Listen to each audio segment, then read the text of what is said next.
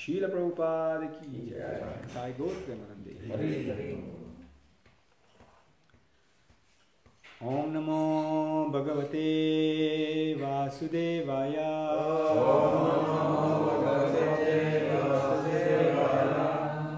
Om Namo Bhagavate Vasudevaya.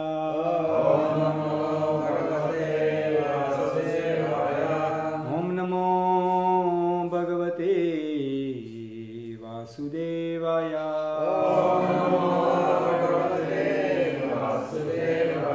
Narayanam Namaskritya Naram Chaiva Narottamam Devim Saraswatim Vyasam Tato Jayamudiraye Ashtaprayeshu Bhadreshu Nityam Bhagavata Sevaya Bhagavate Uttama Shloke Bhaktir Bhavati Naishtiki.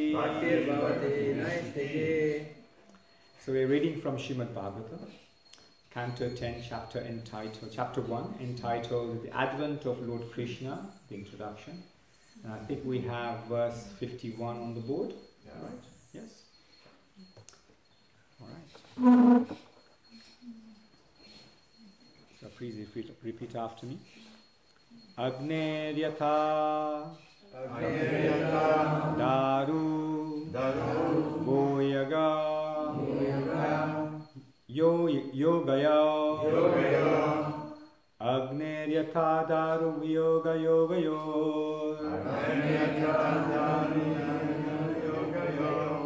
Agner Yatha Daru Yoga Yogayo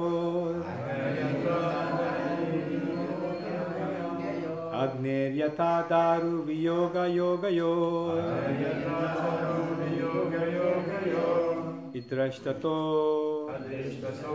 Adrishtato Jnana Nimitam Ashti Adrishtato Jnanam Nimitam Ashti Adrishtato Danyam Nimitam Nasti Evam Hi Janto Api Durvibhavya Evam hi janto rapi durvibhavya Evam hi janto rapi durvibhavya Sharira Samyoga Viyoga Hetu Sharira Samyoga Viyoga Hetu Agner yatha daru viyoga yogayo Adreshtato jnana nimitam ashti Evam ijanto rabidurvatavya Sharira samyoga viyoga hetu Agner yatha daru viyoga viyogayo Adreshtato jnana nimitam ashti Evam ijanto rabidurvapavya Sharira samyoga viyoga hetu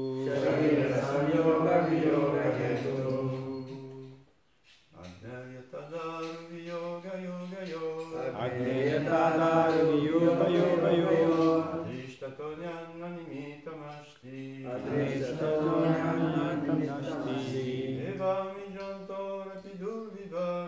Evam ijanto rapidurvibhavya Sharira samyoga viyoga hetu Agnyayatadaru viyoga yogayo Adreshtato jnana nimitta asti Evam vijanto ravidurvavivyaya Sharira samyoga viyoga hetu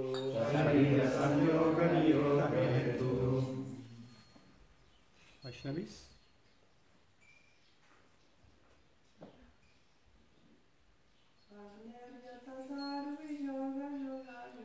Agnyayatadaru viyoga yogayo Adreshtato nimitam ashti Evam ijanto rabidurvibhavya Sharira samyoga viyoga hetu. Okay, word for word. Agne of a fire in the forest. Yatha as. Daru of wood. Viyoga yogaha of both the escaping and the capturing. Adrashtaha then unseen providence. Anyat some other reason or accident. Na not. Nimitam a cause. Asti there is. Evam in this way. He certainly. Janto of the living being. Api indeed. Durvibhavya cannot be found out. Sharira of the body. Samyoga of the accepting. Viyoga or of the giving up. Hetu the cause. Translation and purport by His Divine Grace, A.C. Bhaktivedanta Swami, Srila Prabhupada. Srila Prabhupada. Translation. When a fire, for some unseen reason, leaps over one piece of wood and sets fire to the next, the reason is destiny. Similarly, when a living being accepts one kind of body and leaves aside another, there is no other reason than unseen destiny. Please repeat after me. When a fire, for some unseen reason, leaps over one piece of wood and sets fire to the next, the reason is destiny. Similarly, when a living being accepts one kind of body and leaves aside another, there is no other reason than unseen destiny. Purport. When there is a fire in a village, the fire sometimes jumps over one house and burns another. Similarly, when there is a forest fire, the fire sometimes jumps over one tree and catches another. Why this happens, no one can actually say.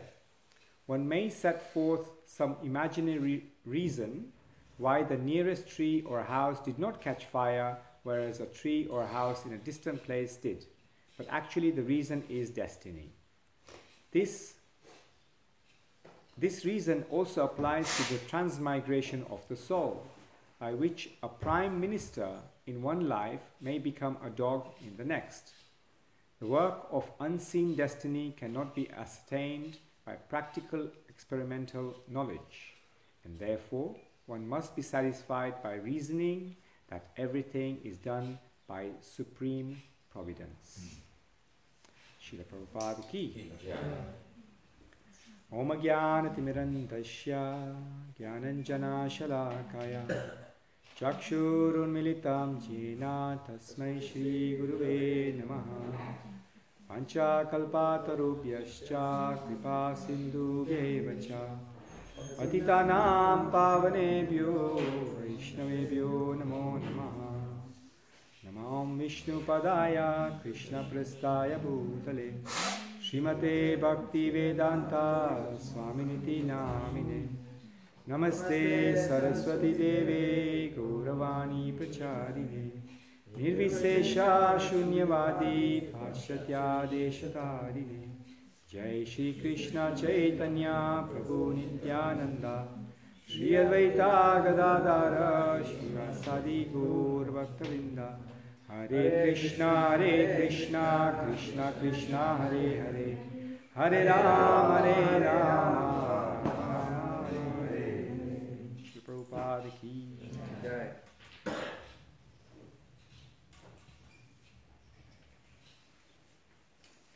Just a translation to repeat again. When a fire, for some unseen reason, leaps over one piece of wood and sets fire to the next, the reason is destiny. Similarly, when a living being accepts one kind of body and leaves aside another, there is no other reason than unseen destiny.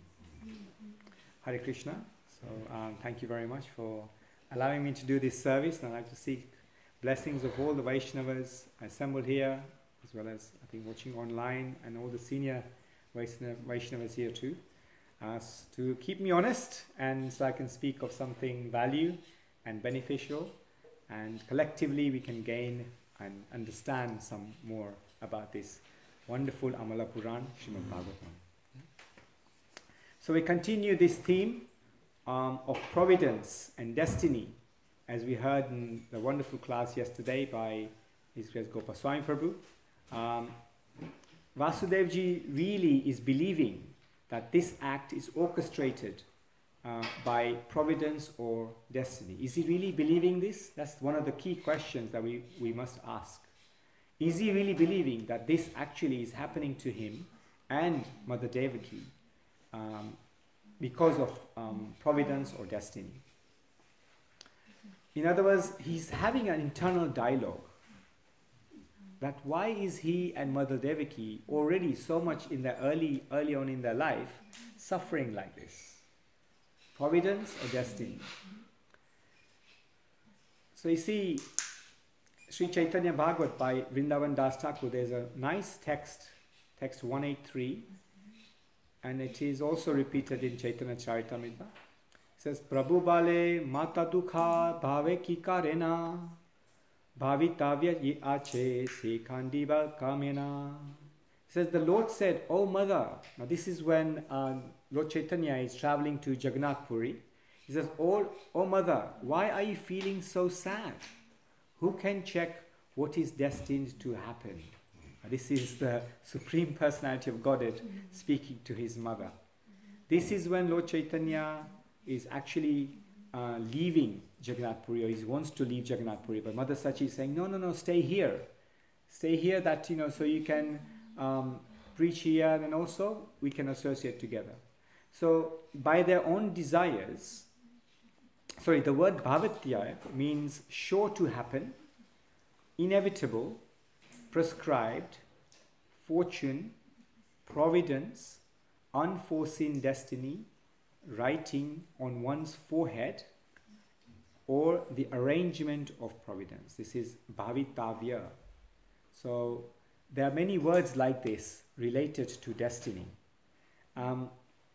By their own desires, the living entities accumulate pious and impious fruits. Avyasyam eva bhoktavyam kritam karma subhashubham. So what it says, a person must enjoy the fruits of his pious and impious activities. So this is the bhoktavya part of it, and the shubham ashubham. So basically the pious and impious fruits that we all enjoy in this material life through our karma, through our karma yoga, we accumulate many pious and impious credits. So these fruits are finished only by enjoying them. This is the key of actually how to wash away the karmic reactions of this material world. So in this conversation between Kamsa and Vasudeva, in the last two verses and in today's verse, is as a result of an internal dialogue, like I said, within Vasudeva. He actually willingly accepts the fate in the hands of providence, as his identity is pure and he is actually of humility, of humble character. Whereas similarly, just a few moments before, there was a proclamation that Kamsa will be killed by the 8th son of Devaki, right? And so, on the other hand, he became very arrogant, he became very angry. Rather than accepting, actually, okay, this is the change of chance of destiny, providence, I'll just accept my fate and carry on. Because, 8th son is going to be a few years away, anything can happen, anything can change, right? And this is also the same dialogue that Vasudeva is also having. In turn, saying, okay, well, if I offer the children to Kamsa, at least he will spare my wife for the time being, and then I will be able to sort some other arrangement out through destiny, like that. So he's accepting, he's humble, but Kamsa isn't humble. In the Garga Samhita, in Canto 5, texts 29 and 30, during a conversation between Akrura and Kamsa. Does everybody know who Akrura is? Who's Akrura? Uncle. Yes, he's the uncle of Krishna, actually, part of the Yadu dynasty. And so it's interesting how Kamsa has this kind of relationship with Akrura, who's also part of the ministry government of Kamsa. Kamsa is very, very political, you see, he's very tricky character. And usually demoniac people are very tricky in their dealings. And so Kamsa says to Akrura, "Oh, dear Akrura, come. Why don't you have a nice sit here," and then offers him all these nice things. Only so that he can go and get Krishna Balram to come to Mathura from Vrindavan. Now you see, one would ask, how does Kamsa already know about Krishna Balaram? Right? Kamsa was just sending all these demons to kill children in Vrindavan and Mathura and other areas around Nandagam, just because in case Krishna and Balaram are there. But he didn't actually know that Krishna and Balaram are in Vrindavan or even in Nanda Maharaj's quarters. So in this text, 29 and 30, Sri Akrura said, "O king of the Yadavas, you have a great ocean of desires. If destiny wishes, you will cross that ocean as one crosses the puddle in a cow's hoof print. If destiny does not wish, your desires will remain an impassable ocean." That's interesting, right? Because he's saying, well, if destiny doesn't allow it, all your desires will not be fulfilled. But if destiny does allow it, then they will be fulfilled. So you surrender to destiny, providence. Kamsa's response says, "A strong man rejects destiny. He makes his own destiny." How many of you have heard that? You know, in the corporate world, sometimes in the world, they say, "No, we make our own luck. We make our own gains. You know, we will go out there and get whatever we want." He continues to say, "Only the weak lean on destiny. Protected by the power of his own work, a strong man is never troubled by eternal time and the eternal supersoul." Isn't that interesting? Here's a person saying, "No, I'm not troubled by time, eternal time. I don't care about time." That means he doesn't even accept death. Right? Because if he doesn't care about time, he doesn't accept death. I don't care about eternal supersoul. That means he doesn't accept providence or God or anything. He's completely atheistic, demoniac. So you see how inimical and hostile Kamsa actually is towards anything pious or anything natural in this world. Right? In this section of the Garga Samhita, there are obviously previous texts that leads up to this conversation. Would you like to know what that previous text is? What actually led to Kamsa inviting Akrura and sending him to go and get Krishna and Balaram? You see, he didn't know about Krishna and Balaram, where they were. So to expedite things, the usual traveling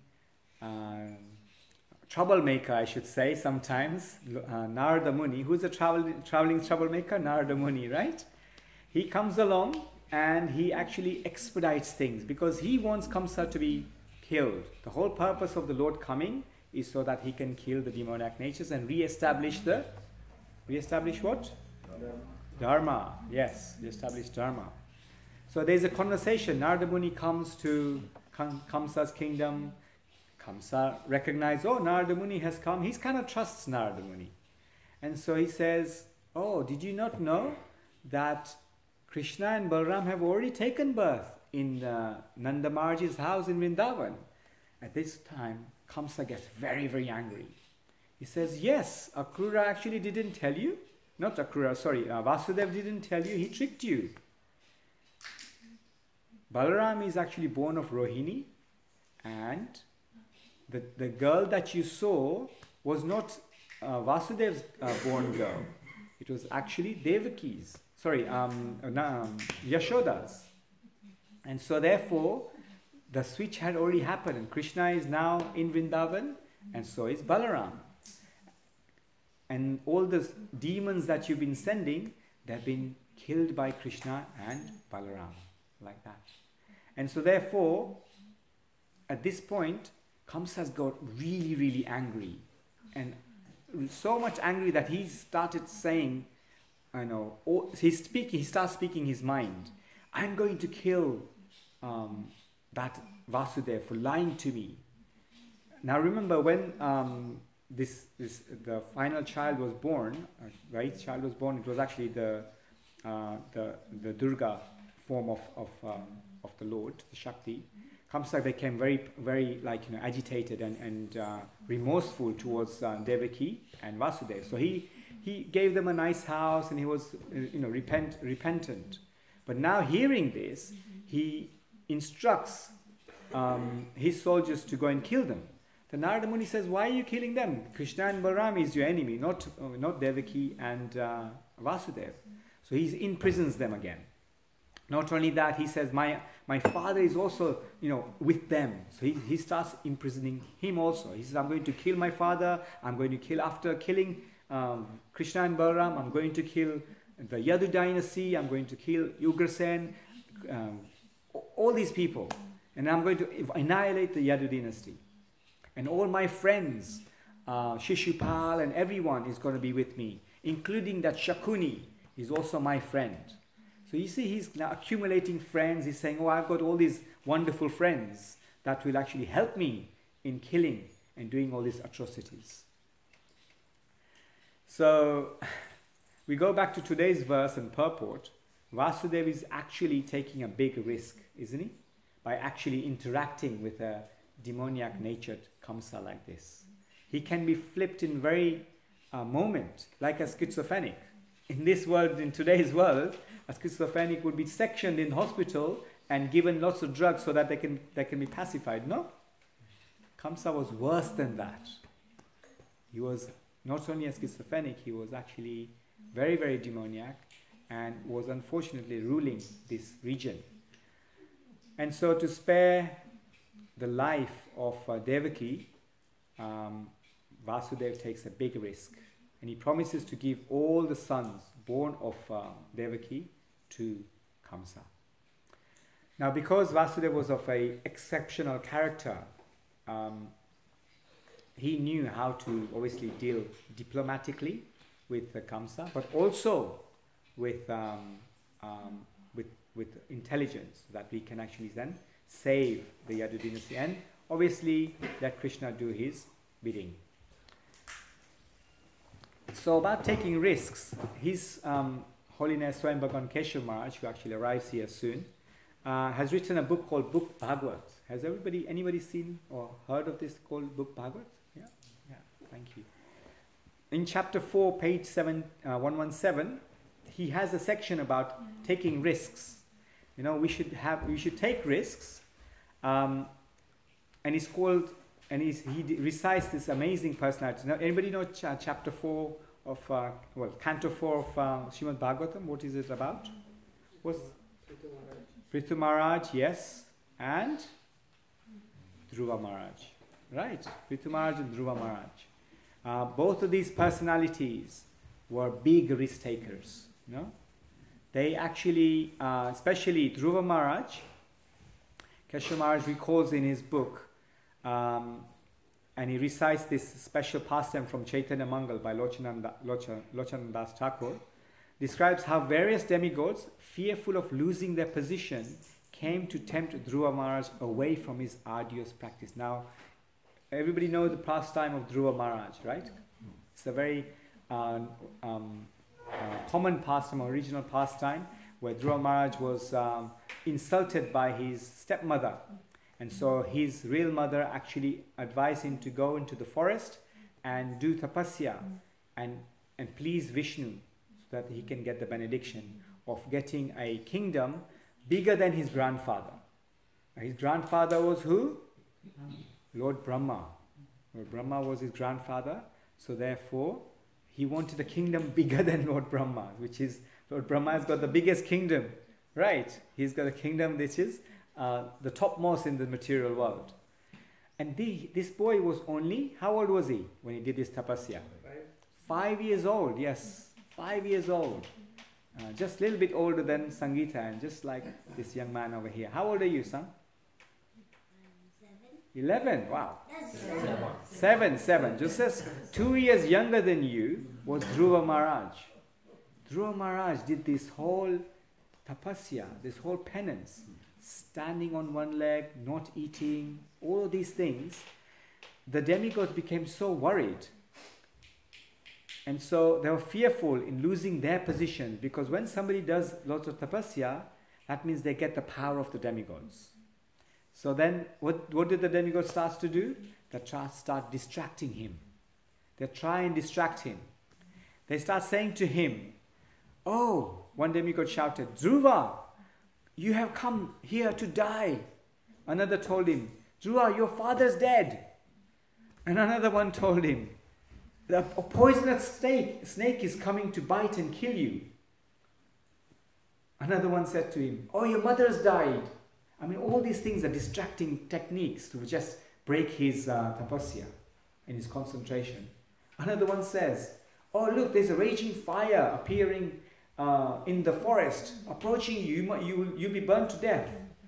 But none of these threats were even afflicting any ounce of Dhruva Maharaj, because he was so determined.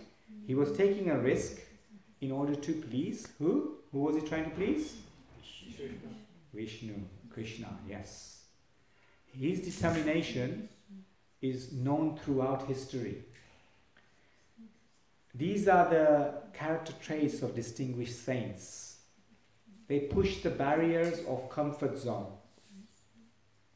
embrace uncertainty, and voluntarily they accept highly precarious situations in pursuit of cherished purposes. It spurred their dependence upon the will of providence. Now, who is providence? If we actually have to dilute this down and look at these Sanskrit terms, what is providence? What is fate? What is destiny? Who's actually created that for us? It's none other than Krishna, right? Of course, there's an element of free will. We do activity, we do karma, and then we accumulate certain aspects. Right, so then we get a degree of destiny and past. But everything is planned for us. Our material life journey is planned for us, right? So therefore, it spurs the dependence. Taking risks spurs the dependence on providence. Token religious, Keshavar says, token religious faith is commendable, but life becomes dynamically more exciting when we experience the mystery and the wonder of divine intervention, isn't it? So we could practice things just normally. Okay, we do arati every day, we do our normal sadhana. Who says this? Keshav Maharaj in his book Bhagavad, but it is from Chaitanya Mangal. Yeah? And he says that this divine intervention only comes into play when we are actually pushing our comfort zone. How many of us have been pushed out of our comfort zone? I think everybody here at New Mayapur Dham should be putting their hand up. Because New Mayapur Dham obviously is going through a transition. It's going through almost like an internal revolution. Just like a phoenix comes out and a new phoenix is born. Because you're taking risks every single day, isn't it? Only a few weeks ago you had an electrical problem. Then water problem. Then some government regulations come and say, oh, now we have to change the doors to be secure. They have to do this, you have to do this. You're living in an ancient building, so obviously the building also deteriorates. So you're daily taking risks. So it's commendable that Krishna Balaram constantly are with you. Because those who take risks, the Lords actually personally come and help you. That is the point. Come out of your comfort zone and get the benediction of the Lord through the destiny and providence. Like that. The world has its preconceived notions, what's acceptable and what's not. And we just fit right in. The fear of embarrassment, failure, and some public opinion is too much that is plagued by disease of conformity. We continually confine and limit ourselves. This is what the world is. Oh, no, it's okay, you carry on with your job, this is what you want to do. Isn't it? How many of you heard that? People generally say, no, this is your little box, you just work in that.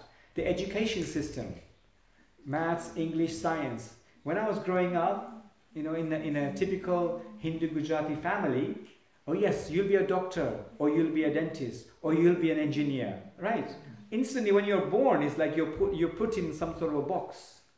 Rather than, this is the education, this is what is your nature, what is your character, what can you actually become and develop for this world, what can you offer this world that will actually make a difference. This is what the Bhagavad Gita teaches us. Get to know your dharma, get to know your character. Then, with that, give something to the world that will actually benefit society. Rather than simply just accumulating wealth for the sake of accumulating wealth or for the sake of the jiva. Not the jiva beneficial, but the jiva. The tongue. The tongue, as we know from Ishopanishad, is the most ferocious. Right? Sharira Vidyaja. We know the Mahaprasadam prayers. Trying to control the tongue through the prasadam of Krishna so that we can actually control our mind, tongue, belly and genitals. Right? That is the key. And so therefore, taking risks is the ground roots of something that we need to do spiritually. Mark Twain, a famous American writer and poet, once said, 20 years from now, you will be more disappointed by the things that you didn't do than the ones that you did. So throw away the bowlines, sail away from the safe harbor, catch the trade winds in your sails, explore, dream and discover. That is the key of Krishna consciousness also. Because we have to go out there, explore, dream and let people discover Krishna consciousness. Give them Krishna consciousness. This is why Prabhupada is so keen on us going out there on Sankirtan, giving people this special message. Awakening everyone from their ignorant stupor, wanting to just simply enjoy life, like cats and dogs, hogs and dogs, he says. So just like that, when we become just like here in New Mayapradam, very surrendered to the Lord, their lordships, their providence starts favoring us daily. Destiny starts to turn in our favor, and by sending us so many volunteers to help in New Mayapradam, right? They are coming. So then, luckily, through His providence, they will actually help us also. So like that, there are so many examples of how destiny starts changing things because we have something called unconditional love. When we give unconditional love to the lordships, they become indebted to us. When we do devotional service, they become indebted to us. Servant of the servant of the servant, dasanu dasanu das, actually allows us to please the Lord. And when the Lord is pleased, what happens? He becomes indebted. He becomes sold out to us. There are so many examples of that appearance of the Lord who is sold out to their devotee. One example I can think of is Lord Ram, right, in the Ramayana. When he's returning back to Ayodhya after the exile of 14 years, he meets Bharat and he says in a song, Kapi seurina hamanai Bharat bai. Kapi means, does anybody know what Kapi means? Monkey. Monkey, yes, monkey. Kapi se urin ham nahi. Urin means debt. Rin means debt, sorry. Urin means undebtedness. I can never be without debt to this monkey, he says to his brother Bharat. Because Hanumanji did so much for Lord Ram that he purchased him completely, so that he said, I cannot pay his debt. I have nothing to give him that will actually wipe his debt that he's given to me, that I have accumulated because of this monkey's service to me.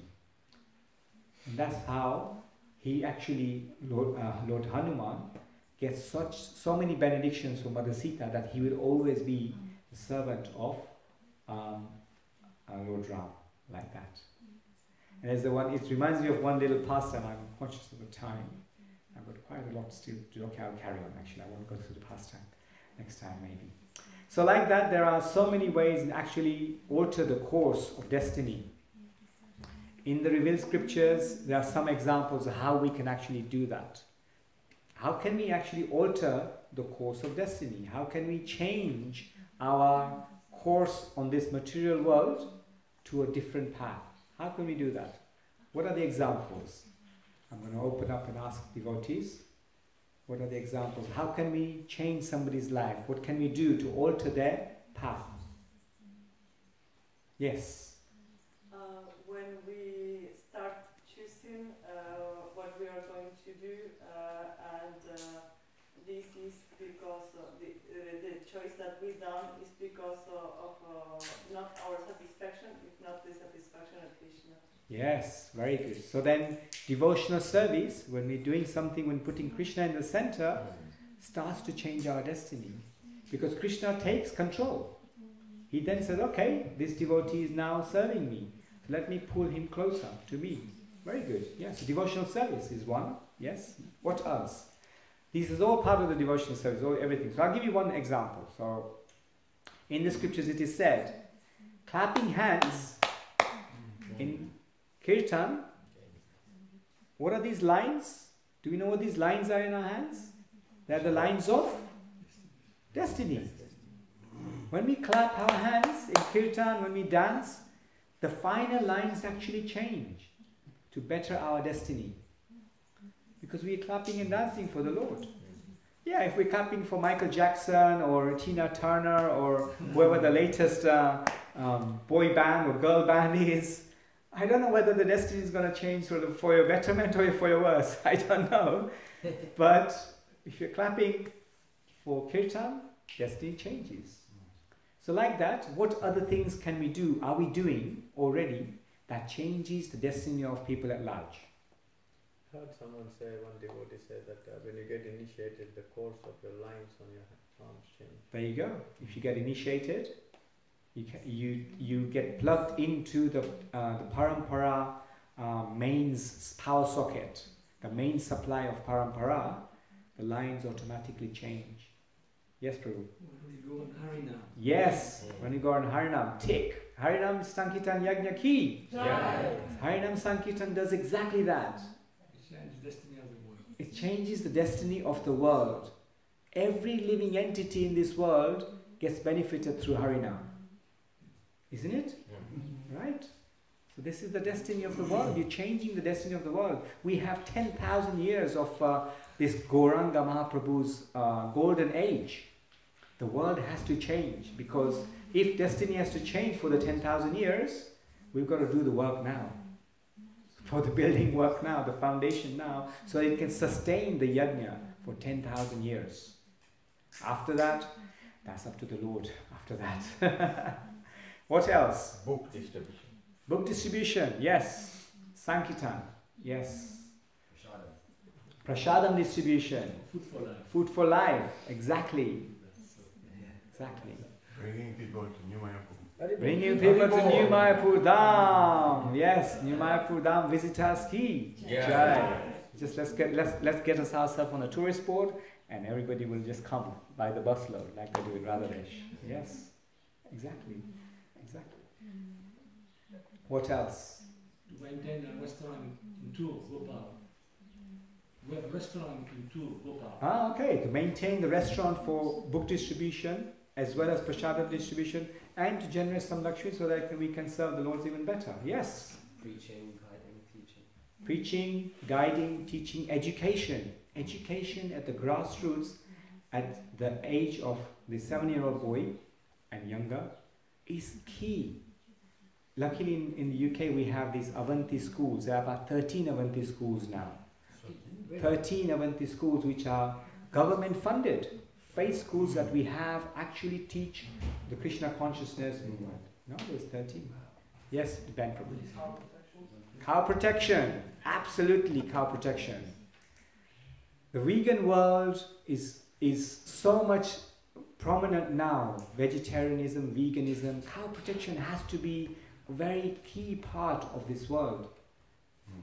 Through the education, through Sankirtan Yagna, we can actually change the mindset of people about cow protection and meat eating. And that is happening. Like the vegan movement, they've changed the society, right? Similarly, we can also change society through education. What else? There's one more thing. Obviously, there's a lot more things, but there's one more thing. Association. Sangha, yes. Association with pure devotees. And association with the books of Srila Prabhupada. Bhagavatam. Because Bhagavatam is, as it says in Canto 1, Nigama Kalpataro Galitam Phalam.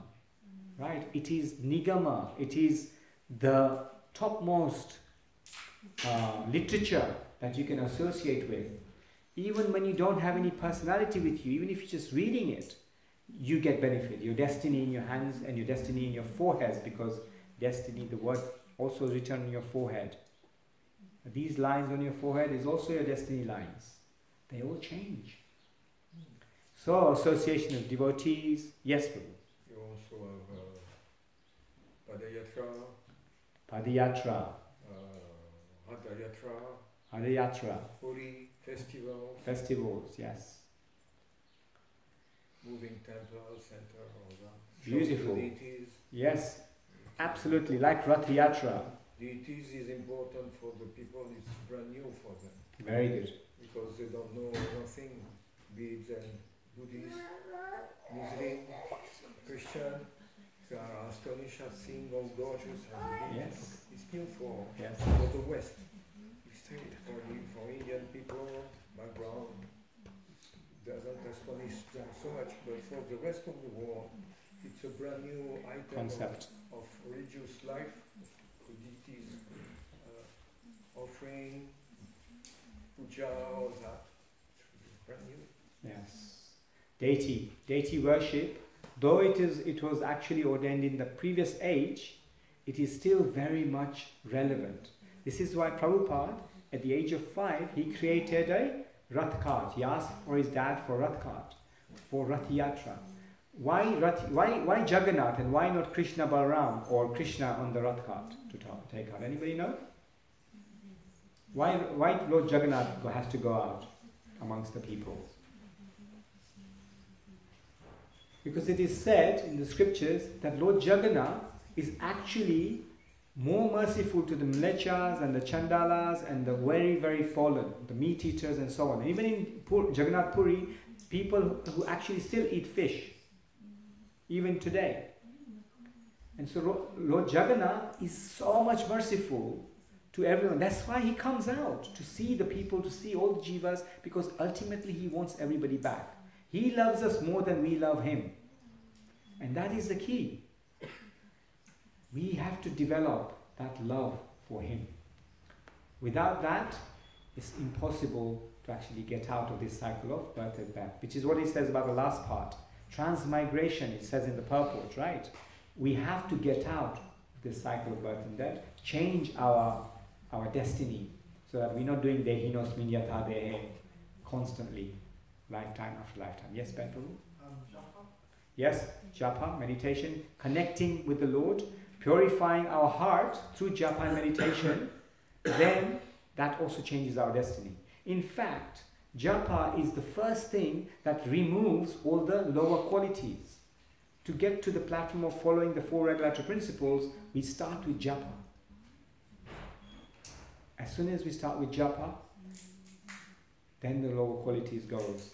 Back to that Rath Yatra story, when Shyam Sundar Prabhu was carving the deities of Jagannath, Baladev and Subhadra based on the smaller deities in San Francisco, he was actually smoking during the carving process. And one time Prabhupada came and the box of cigarettes was on top of Lord Balaram's head, like this.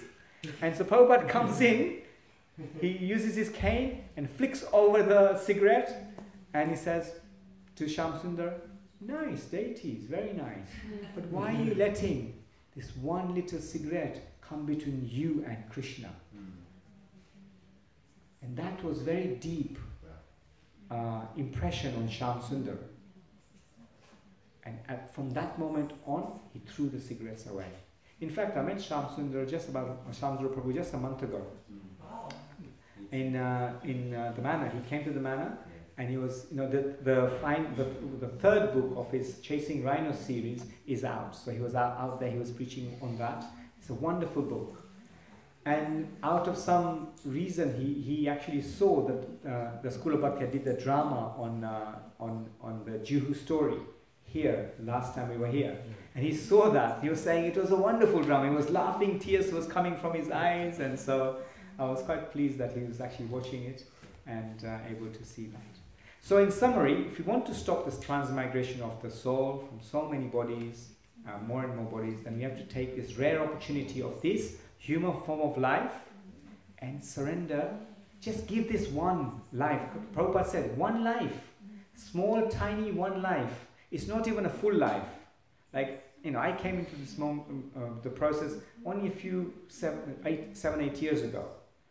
Practically half of my life is gone. And I'm not going to live to 100 anyway.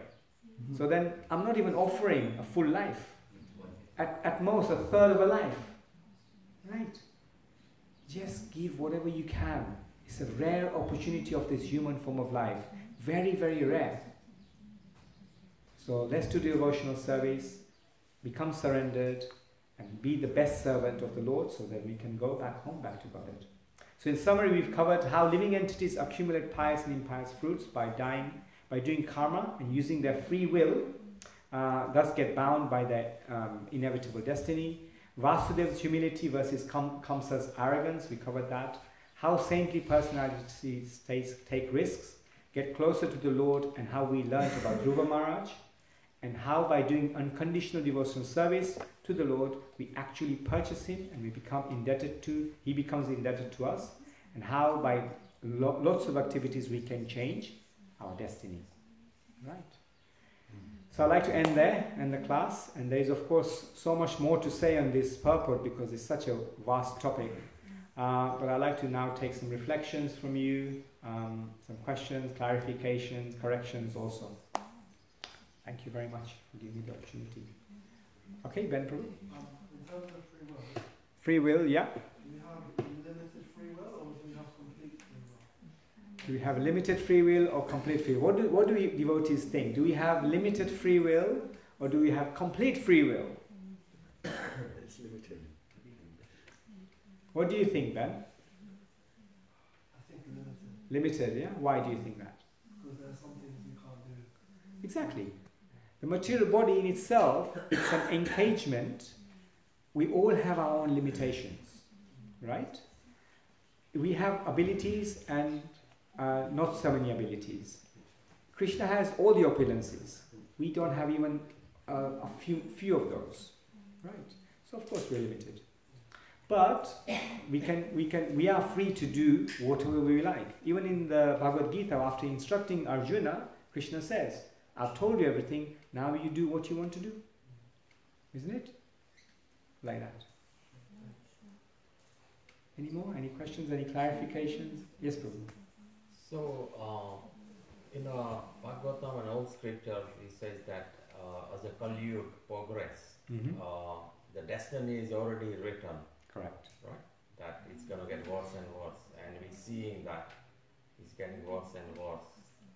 So going back to our Krishna consciousness, that what we try to change the destiny of other, the world today, probably if you look at only 0.5% of the people probably vegetarians in this world.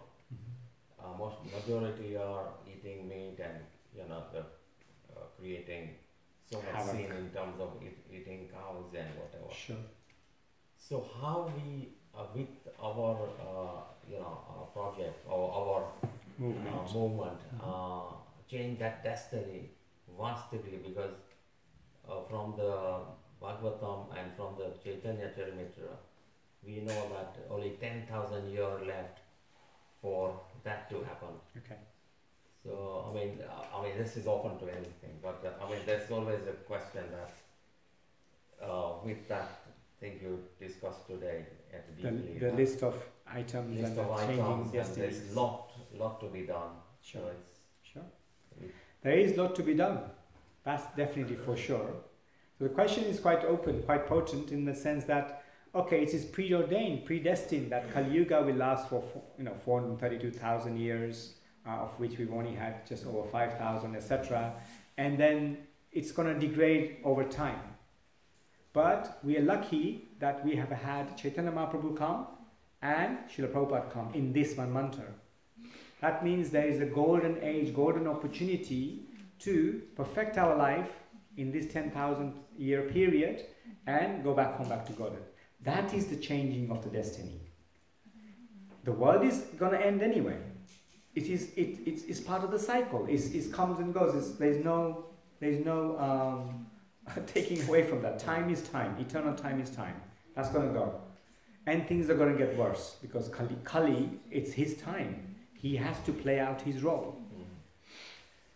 But there is a sale period in between. There is a little sanctuary created by Lord Chaitanya in that 10,000 year period.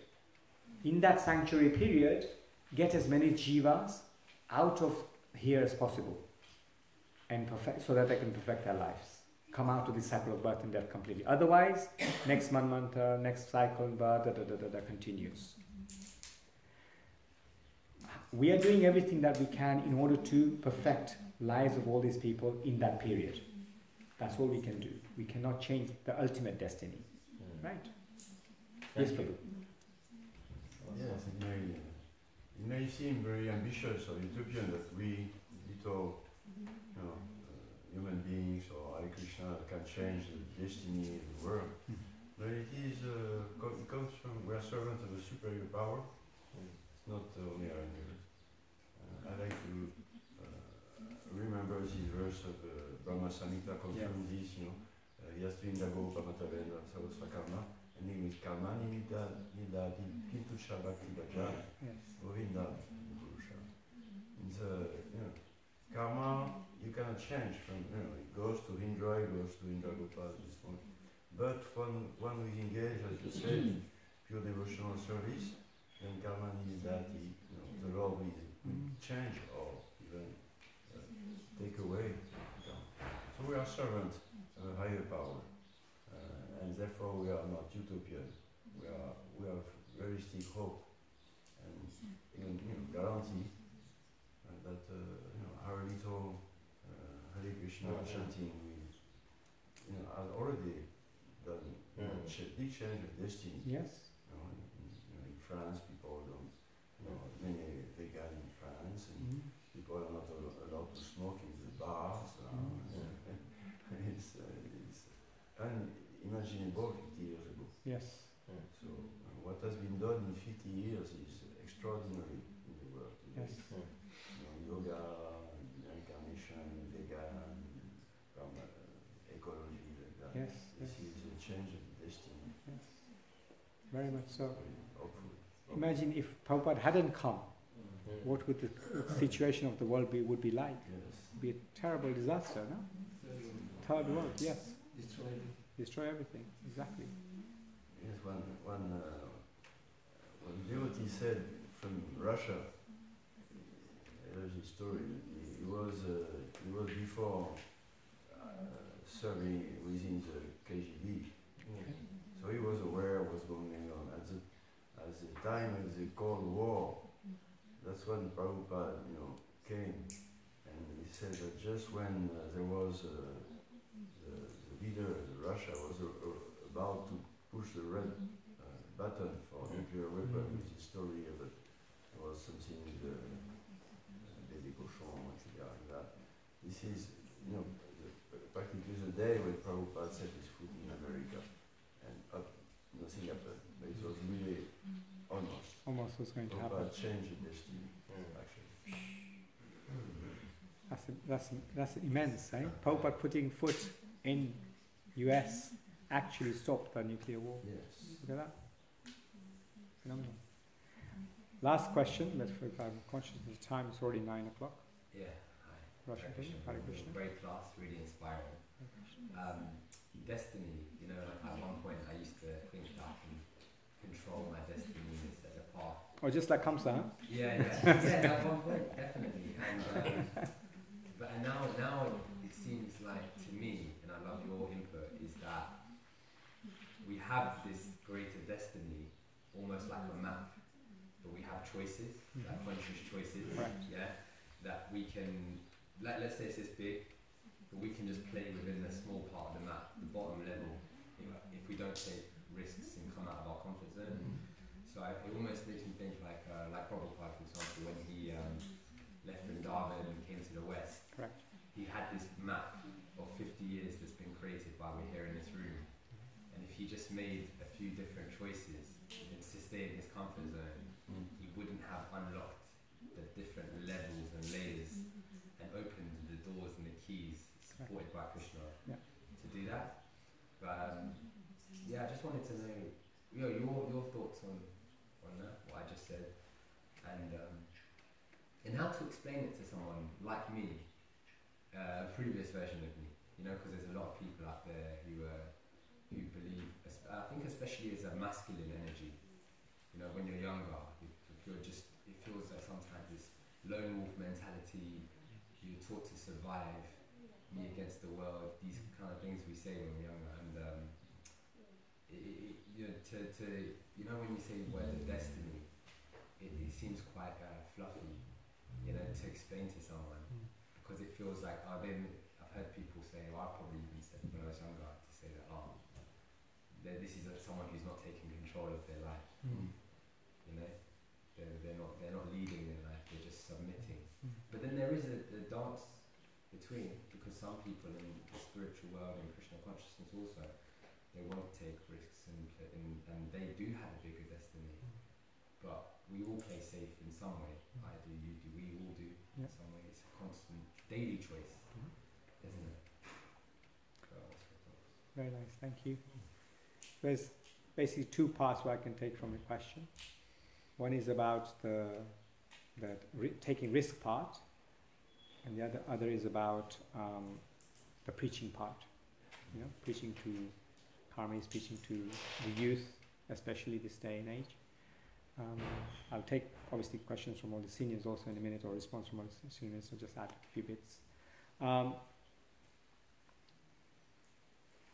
You see, when we go out preaching, we don't reveal all the aspects. We learn their language first, understand where they're coming from, and then from that we can reflect on what it is stated in the Bhagavad Gita, what Krishna actually says to Arjuna, that you do your duty, your work based on your character, your dharma.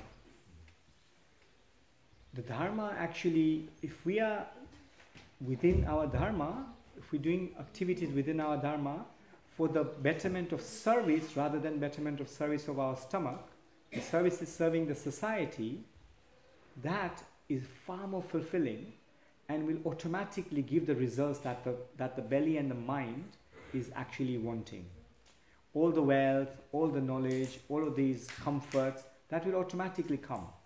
Like you said, Prabhupada hadn't taken the risk, he wouldn't have had so many palatial palaces, palatial places to actually go around. He was going in limousines and he was eating the best prasadam that there was there. Was he actually interested in that? No. He was interested in actually re-establishing dharma. Because the world was in a state of war during his time. In America, Vietnam. Like now, Vietnam War and India-Pakistan war, constant war. And then also the youth, as when he went to America, he said, he wrote in his diary, right, how am I going to convince these meat eaters and drunks in this country to even chant your name? But how did he do it? By simple, effective methods. Simply chanting. He didn't impose the 4 regulatory principles initially. He didn't impose that you must chant 16 rounds. No, he cooked food and prasadam himself and gave them prasadam. And he was cleaning himself, a 70-year-old. So the idea is that to keep it simple, like we said, Food for Life, Gopal Restaurant, prasadam, that's the key. Those are the weapons, those are the time bombs, the books. They will give us the ability to actually change hearts and minds. Then also the youth preaching, like in the UK we do university preaching, KC Sok, Pandav Sena, we do lots of youth preaching. Through that, through the method of giving them the knowledge in a understandable way in their mindset today. Today's mindset is very now. I want everything now. I want the results now. Now, fastest Wi-Fi, fast food, fast cars, fast life, fast movie. I don't want to sit in a movie for an hour and a half anymore. Fast chanting, fast everything. social media, chat, look at the videos and go. So we have to give in a bite-sized way. So therefore, if you look at Jay Shetty, he's one of the highest grossing social entrepreneur that it is today. Radha Maharaj disciple. He was at the monk at Bhaktivedanta Manor. Same with so many Gaura Gopal Prabhu, so many who are actually changing their method of preaching to appeal to the youth. So that's one way of actually, obviously, you are not actually telling them anything different. You're still saying, oh yeah, you are in control of your destiny. Of course, you are in control of your destiny.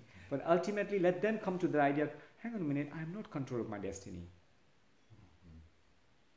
They will automatically come through that, through prasadam, through chanting, through this process of mantra meditation, looking at the Lord, all the things that we talked about. In terms of taking risks and preaching, that we have to do it. We just have to get ourselves out of the comfort zone. And then Kashyap Maharaj also says from the Bhagavad Gita, make a to-be list, not just a to-do list. Mm-hmm. Understand, make a to-be list. What do you want to be in life? Based on your dharma, what do you want to be? Don't just make a to-do list. And then later on your to-do list will come. Once you know what you want to be, what is your dharma, what is your actual nature of personality, then you can make a to-do list that will actually benefit society. Right. So those are the few points. I'm sure devotees would want to add some more to that. But I'm conscious the time is way past. So there are some other points we have to consider as well, which is targeting higher authority within this one. Yes. So like if you get in connection with who's making the decision at high level, because in Bhagavad Gita they say that the leader, everybody follows the leader. Whatever he does, everybody follows. So that's what we also working on in communication and media in Hanover. And I think we planning to do something here similar. Right. So we have to target those mayors and decision makers. Once they are in our hand, then it works easier as well. Because then they're doing something, then everybody else will also follow. Yeah. The intelligent class of society, very good. Very good, yeah. Leaders and intelligent class of society. This is what Prabhupada also did. He had George Harrison and so many intelligent class to come and help him. That's how he actually so quickly propagated this movement in such a short period of time. 108 temples, 14 times around the world, etc. like that. Okay. Thank you. Granthra Srimad Bhagavatam Mahapuran ki jai. Srila Prabhupada ki jai.